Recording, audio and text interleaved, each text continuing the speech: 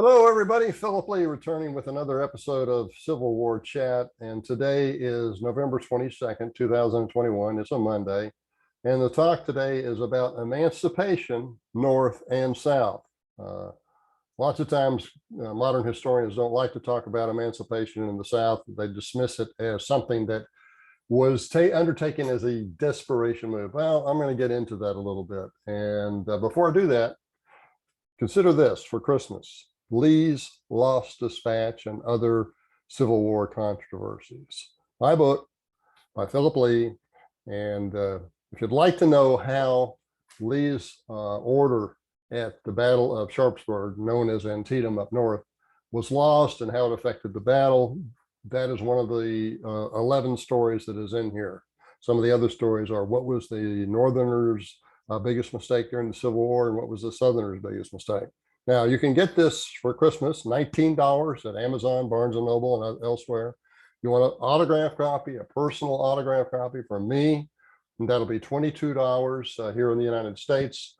But you got to email me and let me know. Phil, P-H-I-L _ Lee, L-E-I-G-H at me.com. Okay, let me go up here and start the show. Also, I guess I should mention beforehand, if you want to subscribe, click on the subscribe button below on the lower right. And you also got to click on the notification bell in the far upper right. That's the way YouTube does this. So here we go with emancipation, North and South. Most students of the Civil War don't know the true history of emancipation. They don't, for example, know most anything about plans for Confederate emancipation, and those who do dismiss it as a last desperate gasp. Most of even those don't realize that Lincoln was reluctant to emancipate and finally did so only when he himself was desperate. Now, consider first the evolution of emancipation in the North. The first three Northern emancipation proposals were poorly received and all rejected by Lincoln. He did not seriously consider it until July 1862, when, quote, "we had about played our last card and must change our tactics or lose the game," exclamation point, close quote. A month later, in August 1862, Attorney General Edward Bates reported that Lincoln was so despondent over military reversals that he, quote, he, meaning Lincoln, felt almost ready to hang himself, close quote. Now, concerning the prior proposals up north before Lincoln's, the first was on August 31st, 1861, when General John C. Fremont ordered emancipation, which he restricted to his military district in Missouri. But Lincoln promptly overruled him and sent him off to a more modest command, and eventually he just left the army altogether. Second, when War Secretary Simon Cameron was preparing the annual report for his department in December 1861, he wrote, quote, "It is clearly the right of the government to arm slaves and employ their services against the rebels," close quote. After Cameron prematurely released that report to the press, Lincoln had him revise it and get rid of that clause. Then the president, the following month, sent him to St. Petersburg to be America's ambassador to Russia. Third, General David Hunter's May 19, 1862 General Order 11 emancipated slaves under his region in Georgia, South Carolina, and Florida. 10 days later, only 10 days later, Lincoln revoked it. Now, Lincoln delayed emancipation because he wanted to keep the border states loyal to the Union, and the border states did have slaves. Nonetheless, only 7 months after he sent Cameron to far-off Russia, he presented his own emancipation plan to his cabinet on July 22nd, 1862. After the Battle of Sharpsburg, 2 months later, he announced the plan publicly, but it was a questionable executive order.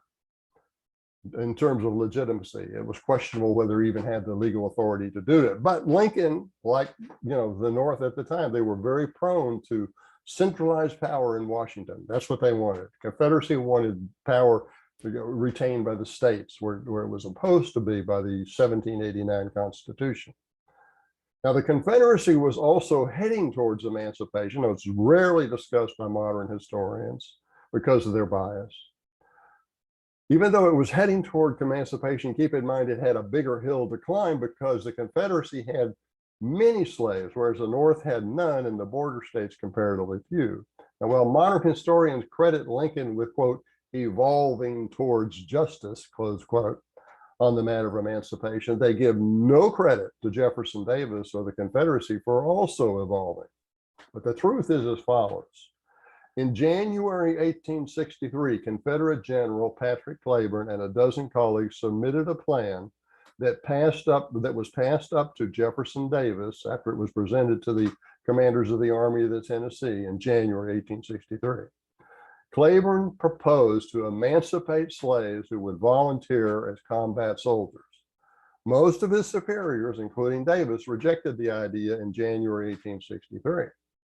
However, just as Lincoln changed his mind 7 months after Secretary Cameron's department report, however, 7 months after Cleburne's proposal, Davis told Union peace emissaries Gilmore and Jaquez, quote, "We are not fighting for slavery, we are fighting for independence, and that we shall have," close quote. The chief difference between President Davis and Lincoln was that Davis respected his Constitution, whereas Lincoln would readily usurp the one for the USA if he felt it served his purposes. In contrast to Lincoln, Davis required 2 steps. One, he would not emancipate the slaves. He would require that Congress do that, because that's what the Constitution seemed to imply in the principle of states' rights. He would not emancipate slaves by a mere executive order because he didn't have the authority.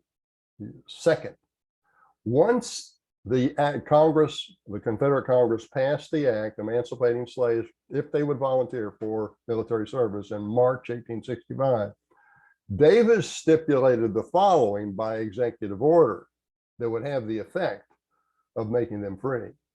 No black would be accepted as a volunteer unless he did in fact volunteer and was accompanied by the manumission papers from his former owner documenting that he was now a free man. So you can see Davis was much more respectful of the law than Lincoln. Even after Lincoln assumed executive authority for the Emancipation Proclamation, he later realized it was probably illegal. He asked, therefore, for the 13th Amendment, freeing the slaves. Now, that amendment did not get ratified until December 1865, which was 7 months after the war had ended. And significantly, many of the pre-carpetbagger legislatures composed entirely of white Southerners voted in favor of ratifying that amendment. In fact, when it was ratified in December 1865, 8 of the former Confederate states voted in favor of the amendment. So as you can see, the story is a lot different than the typical media pundit realizes, and the typical reporter or columnist for the New York Times or the Washington Post, or even the Atlantic magazine, or all those guys. They don't know this. They don't know this. They just tear down statues based upon what they think they know.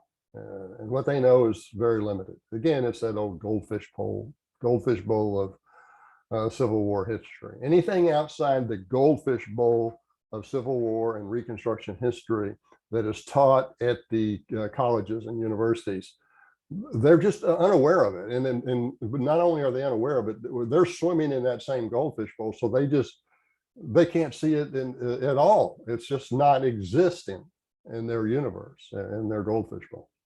So anyway, that's our story for today. And I look forward to seeing you next time. Thanks for watching.